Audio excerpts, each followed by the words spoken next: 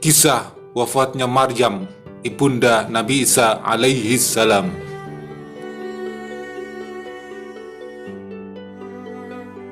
Suatu ketika, Nabi Isa alaihi salam berkata kepada ibunya, "Dunia ini hanya sementara, sedangkan akhirat itu kekal.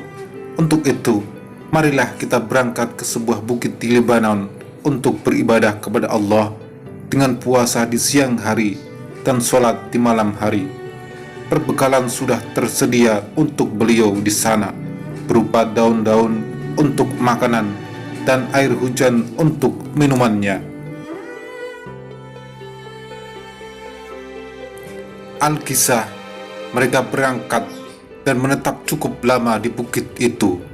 Pada suatu hari, Nabi Isa alaihi salam pergi menuruni jurang untuk mengambil dedaunan guna dijadikan sebagai makanan pada saat berbuka puasa. Pada saat itu, malaikat maut datang menemui ibunya.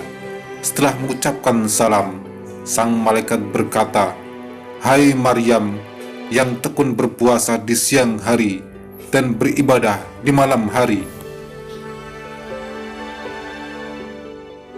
Sebenarnya kamu ini siapa?" tanya Maryam. "Sekujur tubuhku bergetar mendengar suaramu dan pikiranku meracau karena wibawamu," lanjut ibu Nabi Isa ini. "Aku ini yang tidak punya kasihan terhadap anak karena kecilnya, tidak hormat pada besar karena dewasanya. Akulah yang bertugas mencabut nyawa," jawab malaikat maut. "Malaikat maut, apakah kedatanganmu padaku hanya berkunjung atau hendak mencabut nyawaku?" tanya Maryam. "Siapkah dirimu menghadapi maut?" tanya malaikat maut. "Maukah kamu memberi tempo barang sebentar saja? Aku sedang menanti kedatangan kekasih dan buah hatiku, permata dan penawar kegelisahan hatiku," pinta Maryam.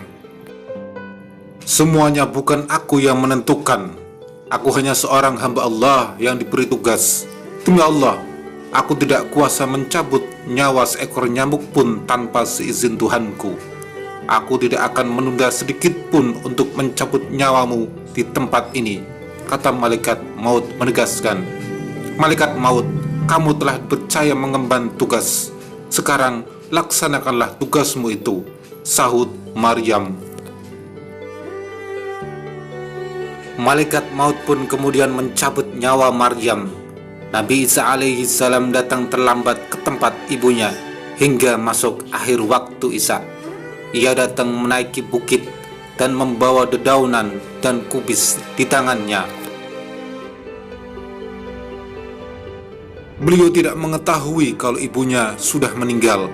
Ketika melewati mihrab ibunya dan memandang ibunya yang tegak di mihrabnya, beliau mengira bahwa ibunya tengah menyelesaikan sholat fardunya. Setelah itu, beliau meletakkan apa yang dibawanya dan kemudian tegak beribadah hingga tengah malam. Seusai beribadah, beliau memandangi ibunya dan memanggilnya dengan suara yang penuh kasih dari dalam lubuk hati yang khusyuk. "Salam sejahtera, mudah-mudahan tetaplah untuk Bunda. Waktu kini tengah malam, sekarang tibalah saatnya berbuka bagi yang berpuasa, serta tiba pula saatnya untuk beribadah. Kenapa ibu berdiam diri tanpa melakukan semua itu?" Begitu cara Nabi Isa menyapa ibunya. Setelah sekian lama menunggu dan tidak ada reaksi dari sang ibu, Nabi Isa alaihi salam pun kembali. "Memang tidur itu nikmat," kata Nabi Isa alaihi salam. Kemudian kembali menghadap ke mihrabnya. Tanpa sedikit pun makanan yang masuk ke dalam perutnya malam itu sampai sepertiga malam.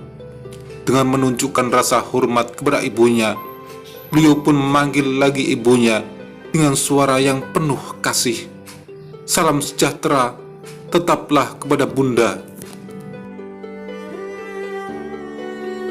Namun ibunya tak bereaksi sedikit pun. Nabi Isa alaihi salam kemudian menghadap lagi ke mihrabnya hingga terbit fajar.